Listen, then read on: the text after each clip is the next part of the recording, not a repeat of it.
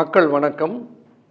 உலக தமிழ் அறிவாளிகளே, நலமுடன் சித்தர்களின் அருளால் பல்லாண்டு வாழ்வோம்.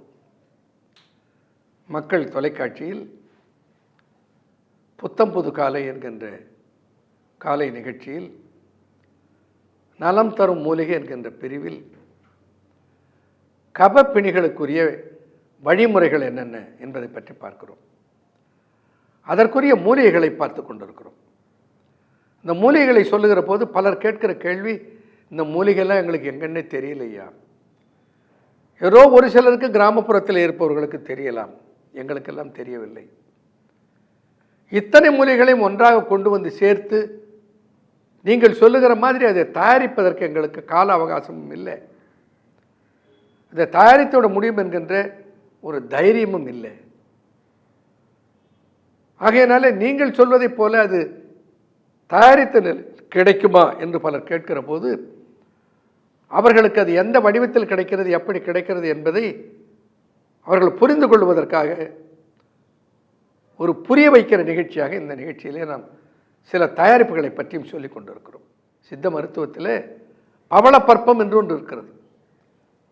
பவளப்பற்பத்திற்கு சுவாச உறுப்புகளை நேர்த்தி செய்கிற ஆற்றல் உண்டு.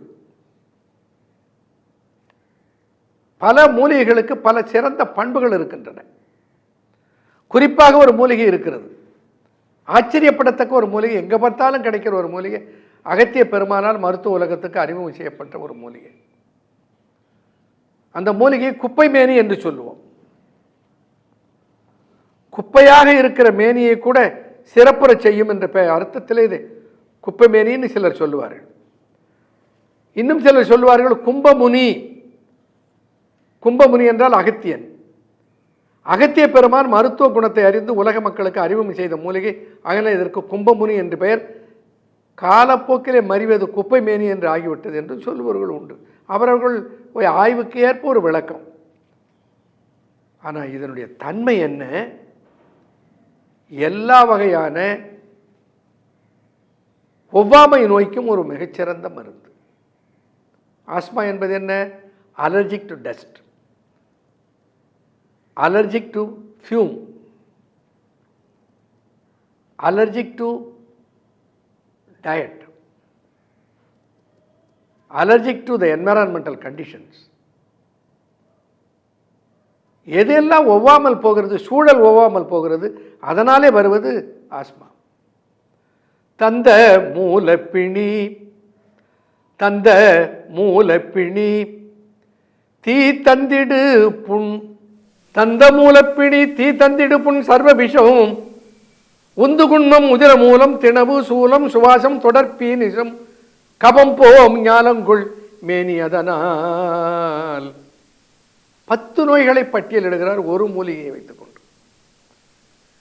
இத்தனை நோய்களை வெல்லுகிற ஆற்றல், இத்தனை நோய்களும் எது சார்ந்தது? நோய் எதிர்ப்பாற்றலை தருகிற வல்லமை பெற்றவைகள். அப்போ இது கண்ணில் கண்ட இடத்துல கிடைக்கிற ஒரு மூலிகை. எல்லாருக்கும் தெரியும், காஸ்மோபாலிட்டன், உலகம் முழுக்க எங்கே போனாலும் இருக்கிறது. இதை இத்தகைய மூலிகைகள் எல்லாம் ஒன்றாக சேர்த்து பிராங்க்னா பிராங்கைட்டிஸ், அந்த பெயர் அப்படி இருந்தால் தான் மக்களுக்கு விளங்கும். பிராங்கை, பிராங்கியோல் என்ற சுவாச பாதைகள், சுவாச குழாய்கள். இந்த சுவாச குழாய்களில் ஏற்படுகிற உபாதைகளை இது சரிவாக்கும் என்பதனால இதற்கு பேர் பிராங்க் என்று பெயர் சூட்டினோம். இதுவும் ஒரு சிறப்பு உணவு பானம். ஆக இதெல்லாம் மருந்தானா மருந்தே இல்லை, யார் வேணாலும் சாப்பிடலாம். எந்த மருந்து சாப்பிட்டு கொண்டிருந்தாலும் அதை கூட சாப்பிடலாம். ஒரு ஆன்டிபயோட்டிக்ஸ் எடுத்துக்கொண்டிருக்கிறார், கூடவே இதை எடுங்க, ஒரு சைடு எஃபெக்டும் வராது. என்னது மருந்து இல்லையே, இது உணவாச்சே. அப்போ இந்த இழுப்பு, சுவாசம், மூச்சு வாங்குதலை சரி செய்கிற ஆற்றல் இந்த மூலிகைகளுக்கெல்லாம் இருக்கிறது என்று சித்தர்கள் எந்த ஆய்வுக்கூடத்தில் ஆராய்ந்து கண்டுபிடித்தார்கள். ஒரு அமானுஷ்யமான ஆற்றல் அவர்களுக்கு இவைகளெல்லாம் விளக்கியது. அல்லது அந்த காலத்திலே அவர்களுக்கு என்று ஒரு அறிவியல் ஆய்வு முறை இருந்திருக்க வேண்டும். இன்றைக்கு அறிவியல் ஆய்வு செய்தால் அந்த அறிவியல் ஆய்வு இதெல்லாம் சரிதான் என்று ஏற்றுக்கொள்கிறத தவிர இதெல்லாம் பொய், தவறு, உண்மை இல்லை என்று புறந்தள்ளவில்லை.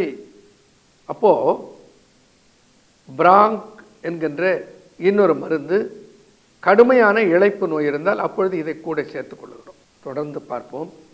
நன்றி, வணக்கம்.